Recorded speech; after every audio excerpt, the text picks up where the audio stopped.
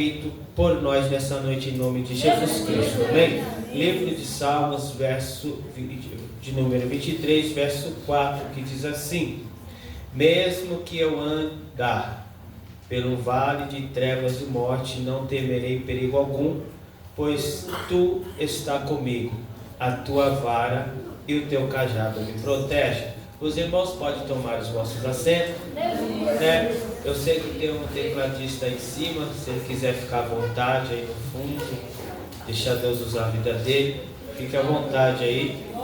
E eu creio que através, desse momento nós louvamos a Deus através dos hinos, os irmãos tiveram oportunidade, deram espaço para Deus através das suas vidas trabalhar neste lugar. Nós já sentimos grandiosamente a presença de Deus neste ambiente. Isso é prova que Deus está conosco, recebendo a nossa adoração, tendo a gente como sacrifício vivo. Eu creio que a nossa adoração tem subido até Deus com um cheiro agradável às suas narinas. Eu creio que nessa noite Deus tem uma palavra para o seu coração. A gente sabe que quem rege o pregador é Deus. O Espírito de Deus é que usa a vida do pregador para falar. A gente só somos instrumento. Muitas vezes a gente elabora um esboço, muitas vezes a gente se tranca em algum ambiente para estudar a palavra de Deus, mas quando a gente sobe nesse altar, Deus ele tem um plano de falar com o teu povo, porque Deus conhece os corações de cada um que aqui está. Deus conhece o particular de cada um. Deus conhece a luta de cada um. Deus vê o choro de cada um. Deus vê todas as coisas. Aquilo que a sua mãe não vê, o seu pai não vê, Deus vê. Aquilo que eu não consigo enxergar, Deus ele enxerga. Por isso que às vezes eu escolhendo o que eu vou pregar, eu até separando uma mensagem, isso aí foge do meu controle, saber os corações de vocês. Mas aquele que está nesse lugar, que se chama Espírito Santo de Deus, que esquadrinha corações e pensamento, ele já tem uma palavra para o teu coração. Queridos, livro de Salmos, de número 23. Os irmãos conhecem esse salmo muito bem. É um salmo que muitas vezes a gente usa como amuleto. Como assim amuleto? Muitos dos criados mudos de casas, nos seus quartos ou na sua sala, a Bíblia está aberta no Salmo 23. E na mentalidade dessa pessoa que abre esse livro e deixa lá, é que está vendo segurança em sua casa. Eu, como faço entrega, muitas vezes eu já fiz entrega em muitas casas, em muitos apartamentos. E muitas vezes o porteiro falou, a cliente pediu para você subir até lá. Aí quando você se depara na porta da casa, está lá, pregado na porta, lá o Salmo 91 ou o Salmo 23. E na mentalidade dessa pessoa é que a casa dela está protegida. A fé dela acredita que desta forma nenhum mal chegará na tua casa e nenhum das suas famílias será atingido. Mas a gente conhece muito bem as escrituras sagradas, que nós precisamos habitar no esconderijo do Altíssimo. A gente precisamos guardar a palavra de Deus em nosso coração. A gente precisamos deixar a gente, no sentido de fazer as nossas escolhas, para deixar Deus fazer as escolha dele para as nossas vidas. Quando a gente está enquadrado dessa forma e dessa maneira, o inimigo pode até se levantar, mas ele se levanta para cair. O inimigo pode até ir até a porta da nossa casa, mas ele não entra, porque os umbrais da porta da nossa casa está lá o sangue de Jesus que protege a gente, a nossa família. E aprova a Deus que nessa noite ele escolheu essa palavra no meu coração, porque ele conhece que muitas vezes chega a situações difíceis em nossa vida. Salmo 23, quando a gente se depara nesse verso 4, fala que ainda que eu andasse pelo vale da sombra da morte, eu não temerei mal algum, porque a minha fé faz eu manifestar algo dentro de mim, que até nesse momento Deus está comigo. Eu começo a acreditar que quando tudo está ao contrário, quando tudo não tem não estão fazendo mais sentido, quando as coisas estão travadas na minha vida, ou na vida de alguém que eu amo e que faz parte do meu hall familiar, eu acredito que é passageiro, que não vai levar aquela destruição total, porque aquele que protege, ele ainda habita na minha casa, ele mora dentro de mim, ele faz parte da minha família. Aí eu acredito que o choro pode estar fazendo este momento acontecer, mas a alegria surgirá, vai vir a alegria, e aquele que chora não vai chorar mais, porque a alegria de Deus vai descer naquele lugar onde ninguém acredita mais. A presença de Deus faz isso. Eu quero deixar aqui algo para os irmãos entender, que quando Davi ele faz essa oração ou escreve, essa parte do livro de Salmo, a gente tem várias especulações, pastor Francisco? Mas a Bíblia vai dizer que quando Davi era pastor de ovelha, ele era rejeitado pela sua família. Ele vivia cuidando das ovelhas do teu pai. Você vê que quando Samuel ele vai até a casa de Jessé, ungir um das casas de Jessé como rei de Israel, ele não encontra Davi lá, porque Davi ele estava apacentando as ovelhas do teu pai. Quer dizer, no meio daquela situação onde o óleo ia descer na cabeça de alguém, Davi naquela casa era o último a ser escolhido, porque teu pai não escolheria, os seus irmãos não escolheriam, ninguém escolheria Davi dentro daquela casa, mas mesmo as pessoas não escolhendo, Deus escolhe. Deus, as pessoas não dando crédito, Deus dá crédito. Deus ele exalta aquele que nós muitas vezes humilha. Deus ele faz coisa extraordinária na vida daquele que é esquecido por pessoas. Não adianta esconder, não adianta nos esconder. Não adianta querer parar o nosso ministério. Não adianta querer falar mal da gente, porque enquanto alguém está falando mal, lá no céu, junto com os anjos, junto com o Espírito Santo, Deus está realizando algo que o nosso nome vai saltar por aí dizendo: grandes coisas fez o Senhor por eles. E por isso estamos alegres. Só que Davi, naquela situação, ele passava momentos difíceis. Por quê? Porque cuidar de ovelha não é fácil. Cuidar de ovelhas e um rebanho grande não é fácil. Muitas vezes vinha o urso e o leão atacar as ovelhas a qual Davi cuidava. Nossa, a gente conhece. Nós pode com o urso e com o leão? Quando a gente vê o urso e o leão, a gente pode. A primeira ocasião é a gente pensa em se esconder, mas Davi não.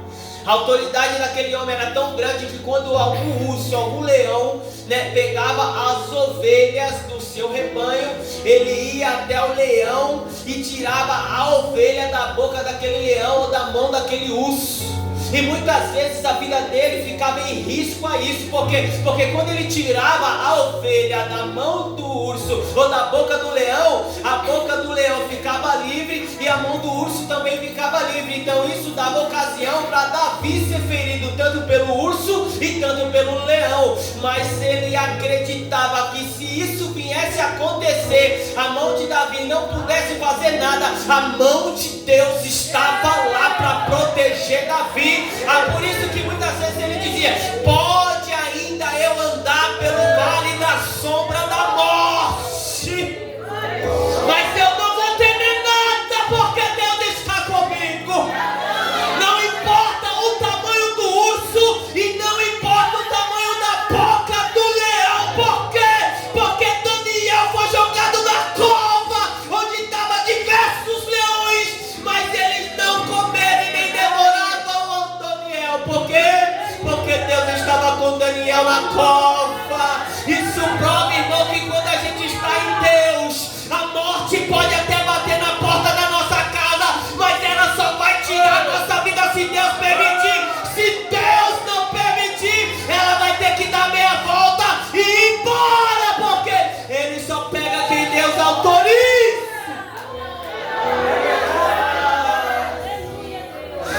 Eu vou falar uma palavra de Deus aqui, eu vou abrir um parênteses para te dizer uma coisa.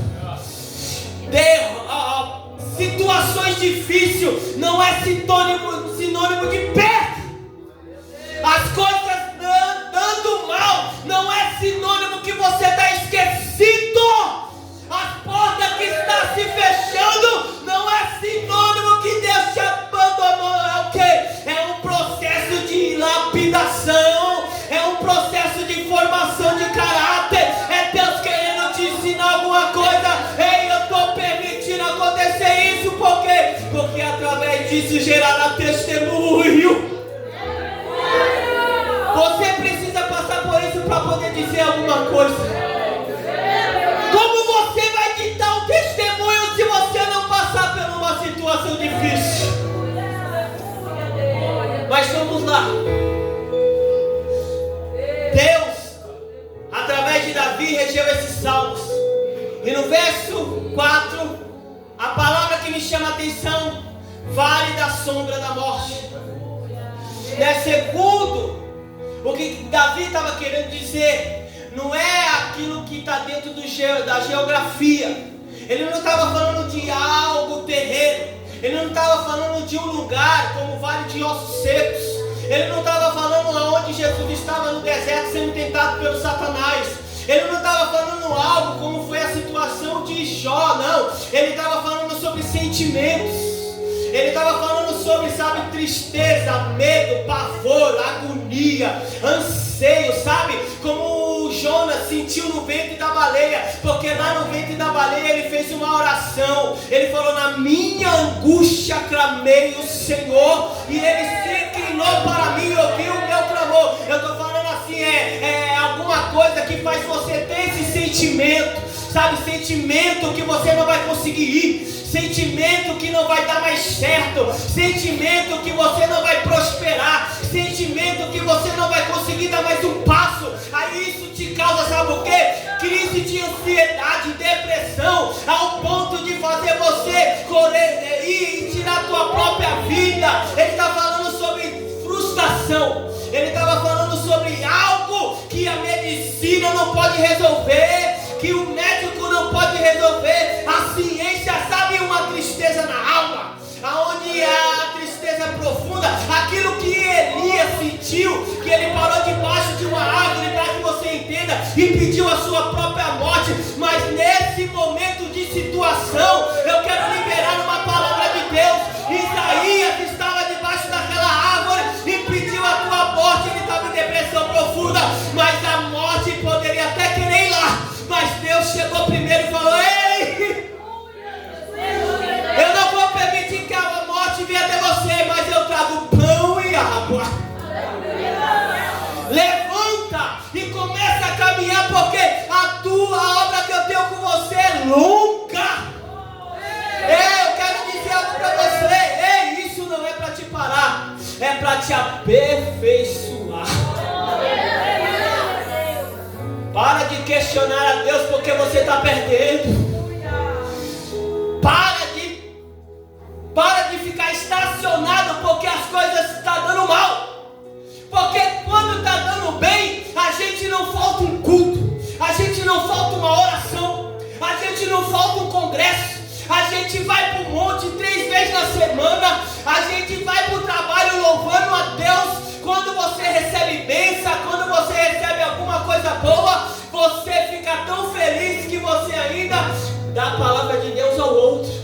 Mas quando as coisas começam a dar mal, aí você começa a recuar, voltar para trás. Se esquece que o Deus que te abençoa é o mesmo Deus que pode tirar você da situação difícil, que pode tirar você do buraco, que pode tirar você da caverna, que pode tirar você lá do vale. Deus é o mesmo que está aqui te dizendo: essa prova terá um fim. Espere um pouquinho de tempo e verá.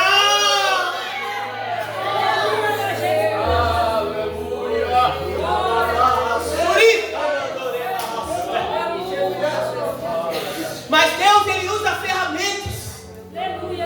Davi, ele aprendeu matando um urso e um leão.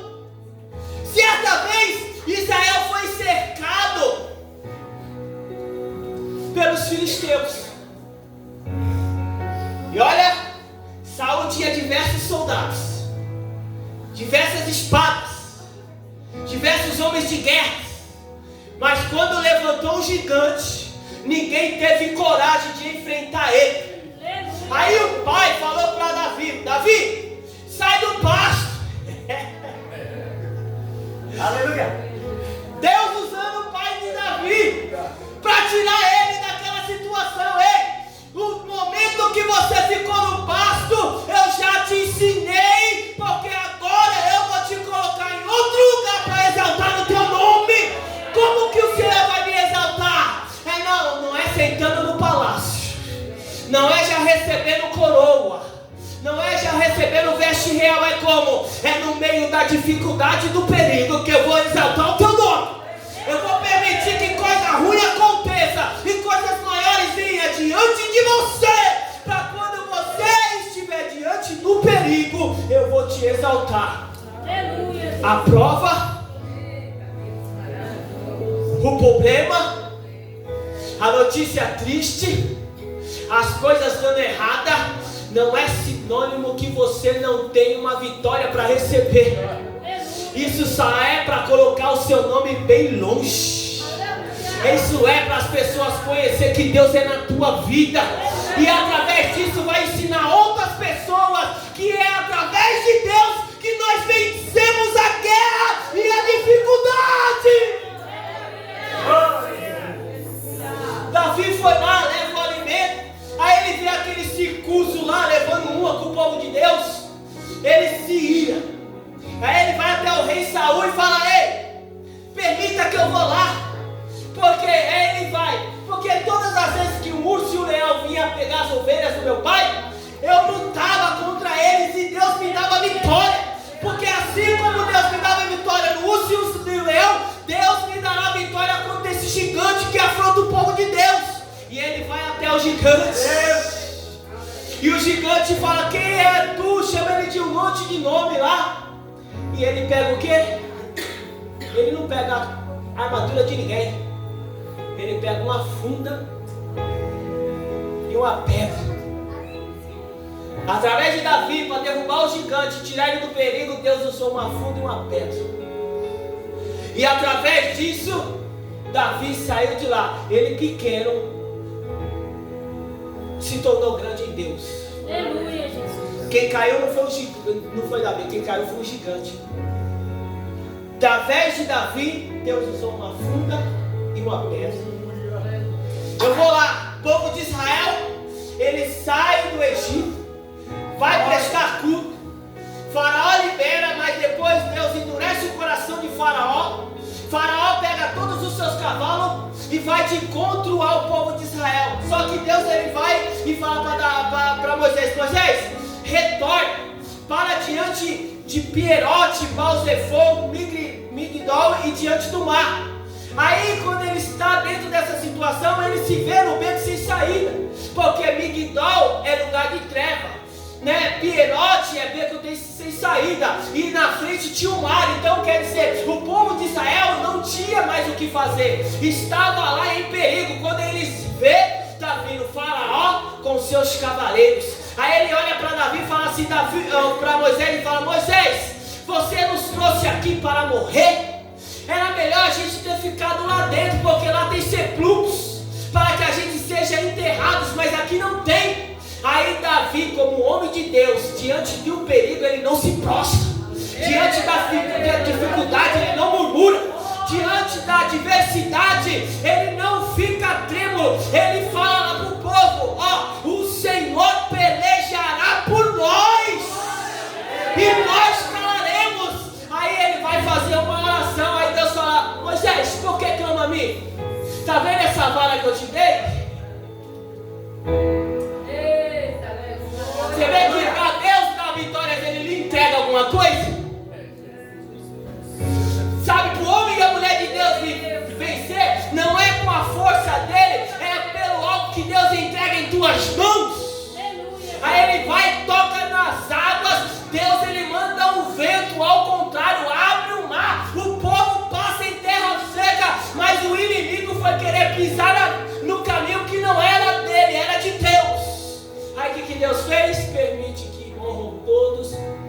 afogado nas águas. Então Davi, Deus usa uma funda e uma pedra. Moisés, ele usa uma vara.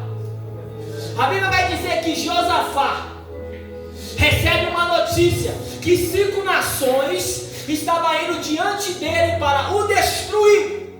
Ele temeu, ele ficou preocupado, ele ficou desesperado. Esse sentimento causou algo nele, que ele faz o quê? Convida todo o povo para orar. No meio da adversidade, no meio da dificuldade, ele sentindo a ânsia da morte, porque naquela época, quando haveria guerra entre uma nação e a outra, alguém morreria, uma família era destruída, uma devastação acontecia na cidade. O que acontece? Ele levanta um jejum e uma oração.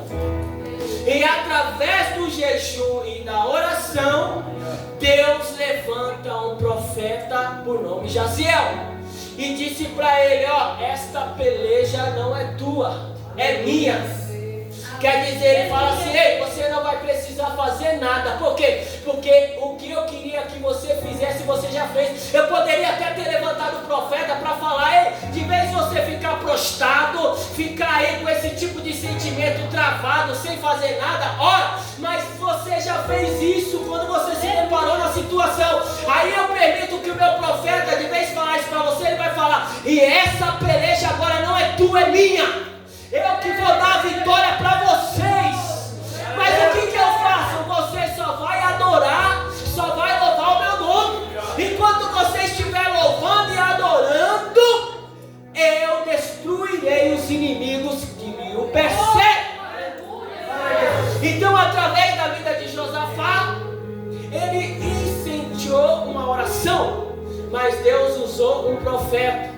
Na vida de Davi foi uma funda e uma pedra. Na vida de Moisés foi uma vara. Mas na vida de Josafá, Deus levanta um profeta com a sua palavra. A história muda. Sai o Velho Testamento e entra o Novo. Jesus Cristo, ele vem, morre na cruz, paga o preço por nós.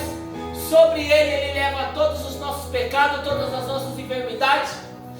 O que acontece? Isso não quer dizer que o povo não ia sofrer mais. A história da igreja, desde a ausência de Jesus no corpo, até os dias, que é comemorado aí sobre a reforma protestante, o povo passou por essas situações difíceis. O povo passou por perseguições. Os povos eram atirados ao fogo, pastor Francisco. Os povos eram pendurados, pela ordem do imperador, a ser queimado, diante da cidade ao fogo. Eles pagaram, muitos não deram o privilégio de alcançar a salvação, mas nem por isso, diante do vale da sombra da morte, eles ficaram murmurando. Eles saberiam que o viver para mim é lucro, mas morrer em Deus é ganho. A certeza que você suportar, mesmo sabendo que você vai morrer, é quando você deixa de ser você nas suas obras e fala, vem morar em mim, Espírito Santo. A última arma que Deus usou para ajudar o povo a conseguir vencer essas diversidades foi o que Jesus fez na cruz. Jesus andou com eles, mas deixou eles e falou, vocês não vão ficar órfãos, mas eu vou enviar o Espírito Santo de Deus para nós vencer a diversidade só com o Espírito, para nós vencer a guerra só com o Espírito, para nós vencer a luta só com o Espírito. Por quê? Porque na sua dor Ele está lá, no seu choro Ele está lá, nas suas orações, quando você não conseguir expressar nenhuma palavra, Ele está lá. Sem o Espírito de Deus, você não consegue dar mais um passo. Sem o Espírito Santo de Deus, o inimigo, ele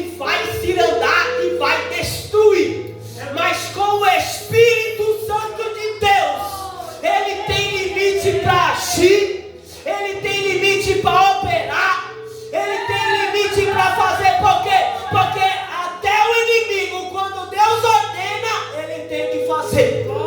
Porque você é cheio do Espírito Santo. Você não tem medo da morte. Você não tem medo de perder. Por isso que na tradução dessa Bíblia, no texto fiel, não é igual a de João Ferreira de Almeida. Porque na do João Ferreira de Almeida fala assim: o Senhor é meu pastor e nada me faltará. Se eu lhe fizer uma pergunta, está lhe faltando alguma coisa hoje? Você está passando alguma situação difícil hoje? Você está precisando de algo melhor para a sua vida hoje? Você vai dizer: eu estou no aluguel, mas eu queria uma casa própria. Está faltando uma casa própria. Mas na tradução do texto fiel está dizendo: o Senhor é meu pastor e por causa disso eu não sinto falta de nada.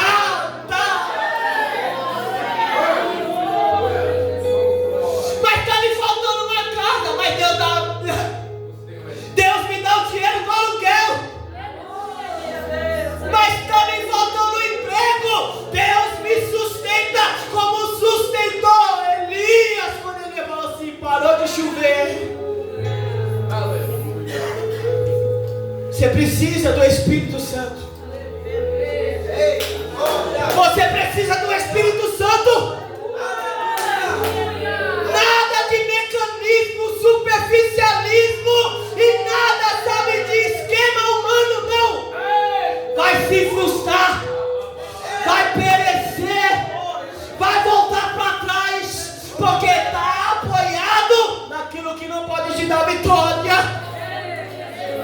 Se apoia no Espírito, que você vai dar mais um passo. Se apoia no Espírito, que esse choro vai cessar. Se apoia no Espírito, no Espírito, no Espírito, que Ele, olha, enquanto todo mundo vira as costas para você, você não vai ficar triste por isso, porque você vai falar: a melhor voz está comigo. Qual? A do Espírito Santo. É verdade. Olha, e quando você começar a se posicionar dessa forma, você vai perder amigos, você vai perder empregos, você vai perder amizades, porque vai falar que você é quadrado, tá ficando louco, mas é melhor desse jeito, com Deus.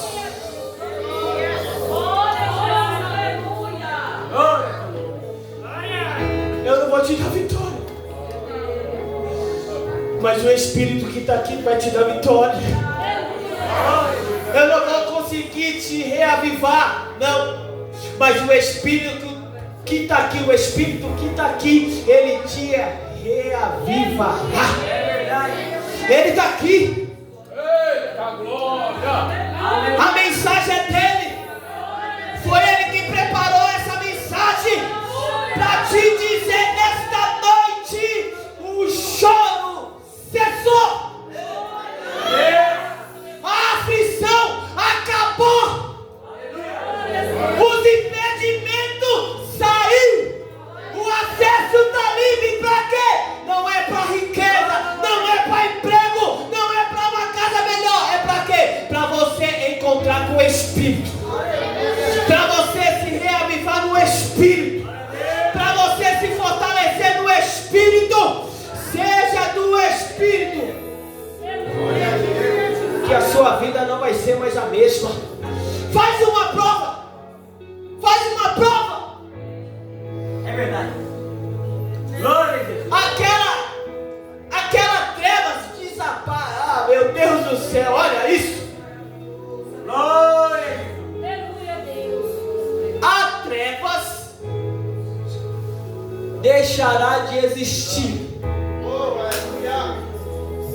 Por quê? Porque o brilhar do Espírito Santo de Deus preencherá o ambiente que você habita. Assim diz o Senhor: eu estou te dando a receita. A estratégia vem de Deus, vem do alto. Não é do seu jeito, é do jeito de Deus. Você quer parar de sofrer, quer parar de ficar né, desesperado no sentido de não achar uma saída, coloca na mão dele, que você vai ver o que Deus fazerá. É verdade. Está escrito e eu encerro aqui.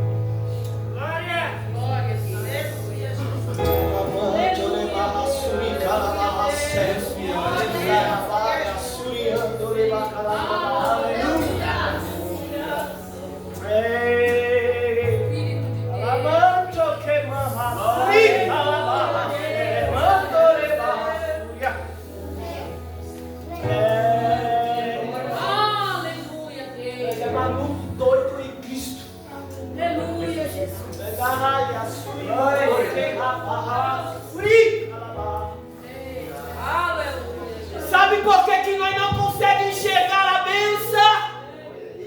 Porque as escamas estão nos nossos olhos.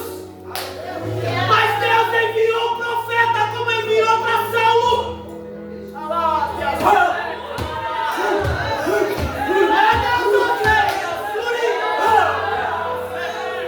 Aleluia!